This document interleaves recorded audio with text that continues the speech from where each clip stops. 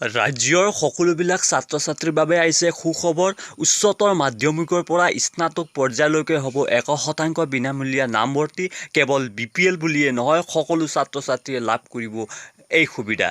Higher secondary level 2, post graduate level সকলো ষ্ট্ৰীমতে এইবছৰ free হ'ব এডমিশ্যন। ৰাজ্য চৰকাৰে কি কাৰণে এনেধৰণৰ ব্যৱস্থা হাতত গ্ৰহণ কৰি লৈছে, এই সকলো ভিডিঅ'ত আলোচনা কৰিম। ভিডিঅ'টো আপোনালোকে লাষ্টলৈকে চাই দিব।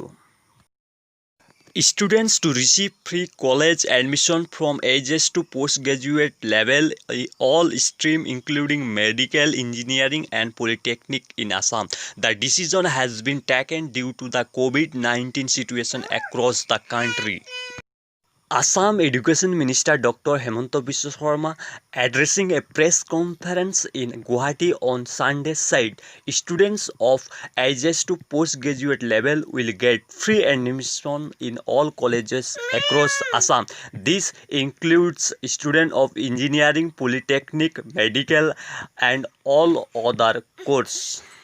আৰু আমাৰ শিক্ষামন্ত্ৰীয়ে কৈছে, there will be no hidden costs, the admission process and it will be 100% free. There will be no kind of magazine fees, puja fees, exclusion fees and even the prospectus will be free.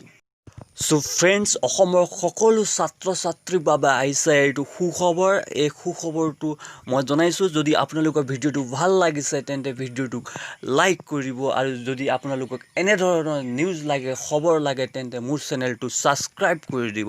ধন্যবাদ।